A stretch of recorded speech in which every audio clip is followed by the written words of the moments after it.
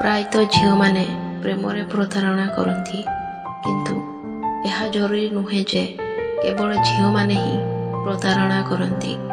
ବେଳେବେଳେ ପୁଅମାନେ ମଧ୍ୟ ପ୍ରତାରଣା କରନ୍ତି। ସବୁ ଝିଅ ଚାହାନ୍ତି ଯେ ସେମାନଙ୍କ ଜୀବନ ସାଥୀ ସବୁଠୁ ବେଷ୍ଟ ହେବା ଉଚିତ। ସେମାନଙ୍କୁ ବହୁତ ଭଲ ପାଆନ୍ତୁ, ବହୁତ ଯତ୍ନବାନ ହୁଅନ୍ତୁ, ସେମାନଙ୍କୁ ସମ୍ମାନ ଦିଅନ୍ତୁ, ଦୁନିଆର ସମସ୍ତ ସୁଖ ଦିଅନ୍ତୁ। ସେମାନଙ୍କୁ ଜୀବନରେ କେବେ ଦୁଃଖ ଦିଅନ୍ତୁ ନାହିଁ। ଜୀବନ ସାରା ସମୟକୁ ଖୁସି ଖୁସି ମିଶିକି ରହିବା। ସେମାନଙ୍କ ଜନ୍ମଦିନରେ ଉପହାର ଦିଅନ୍ତୁ, ସେମାନଙ୍କୁ ବିନା ସ୍ୱାର୍ଥରେ ଭଲ ପାଆନ୍ତୁ। କିନ୍ତୁ ଅନେକ ପୁଅ ଏହା କରିବାରେ ଅସମର୍ଥ, ଯେଉଁ କାରଣରୁ ସେମାନେ ପ୍ରେମରେ ପ୍ରତାରଣା କରନ୍ତି। ଝିଅମାନେ ପ୍ରେମରେ କାହିଁକି ପ୍ରତାରଣା କରନ୍ତି? ଆରମ୍ଭରେ ଯେତେବେଳେ ପୁଅମାନେ ଗୋଟିଏ ଝିଅକୁ ପ୍ରେମ କରନ୍ତି, ସେମାନେ ବହୁତ ସମୟ ଦିଅନ୍ତି, ବହୁତ କଥାବାର୍ତ୍ତା କରନ୍ତି ଏବଂ ସେମାନଙ୍କୁ ବହୁତ ସମୟ ପାଇଁ ବାହାରକୁ ବୁଲାଇବାକୁ ନେଇଥାନ୍ତି। କିନ୍ତୁ କିଛି ଦିନ ପରେ ଏହିସବୁ ଧୀରେ ଧୀରେ କମିଯାଏ, ଯେଉଁ କାରଣରୁ ଝିଅମାନେ ଅନୁଭବ କରନ୍ତି ଯେ ତୁମେ ସେମାନଙ୍କୁ ଆଉ ଅଧିକ ଭଲ ପାଉନାହ, ତୁମର ପ୍ରେମ କମି କମି ଯାଉଛି। ଏପରି ପରିସ୍ଥିତିରେ ଯଦି ଅନ୍ୟ କିଛି ପୁଅ ତାଙ୍କୁ ସମୟ ଦେବା ଆରମ୍ଭ କରେ, ତେବେ ସେ ତାଙ୍କ ସହ କଥା ହେବା ଆରମ୍ଭ କରେ। ଗୋଟିଏ ଝିଅର ହୃଦୟ ନରମ, ଏହା ଯେକୌଣସି ସ୍ଥାନକୁ ଖସିଯାଏ। ତାଙ୍କୁ କେବଳ ପ୍ରେମ ଦରକାର ଏବଂ ଯେ କେହି ସେହି ପ୍ରେମ ଦେଇପାରିବ। ତେଣୁ ଝିଅକୁ ଖୁସି ରଖ, ତାଙ୍କୁ ସମୟ ଦିଅ, ନଚେତ୍ ପ୍ରେମରେ ତୁମକୁ ପ୍ରତାରଣା କରିବାକୁ ସମୟ ଲାଗିବ ନାହିଁ। ତଥାପି ପ୍ରେମ କଦାପି କମ୍ ହୁଏ ନାହିଁ। ପ୍ରତ୍ୟେକ ବ୍ୟକ୍ତିଙ୍କର ନିଜର ଚିନ୍ତାଧାରା ଅଛି।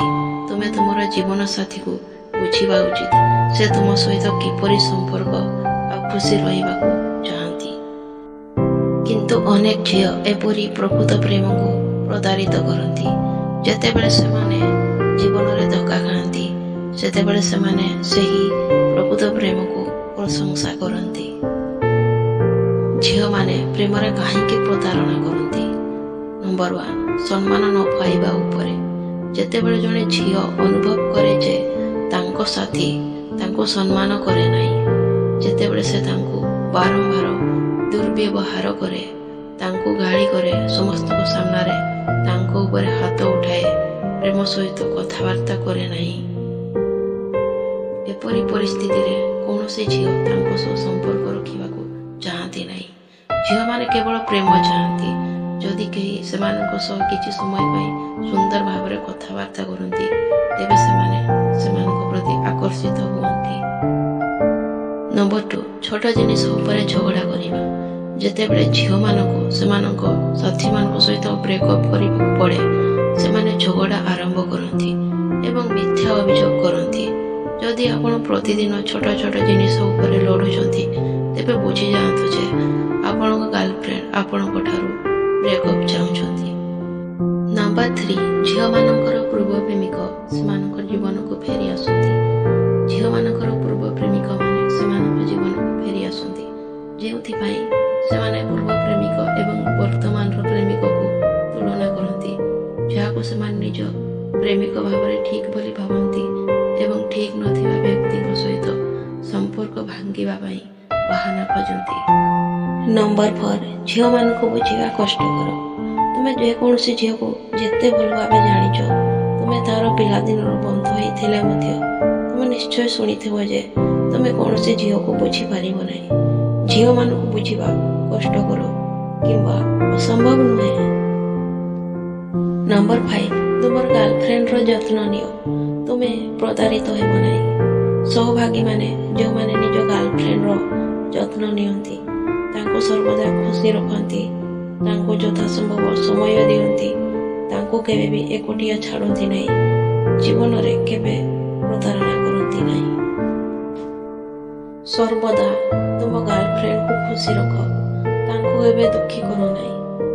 ନିମ୍ନରେ ତୁମ ଗାର୍ଲଫ୍ରେଣ୍ଡକୁ ଖୁସି କରିବାର କିଛି କାରଣ ଅଛି, ଯାହା ତୁମ ପାଇଁ ବହୁତ ଲାଭଦାୟକ ହେବ, ଯାହାଦ୍ୱାରା ତୁମେ ଜୀବନରେ କେବେ ଧୋକା ପାଇବ ନାହିଁ।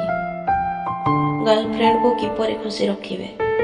ନମ୍ବର 1, ତୁମ ଗାର୍ଲଫ୍ରେଣ୍ଡକୁ ସର୍ବାଧିକ ସମୟ ଦିଅ।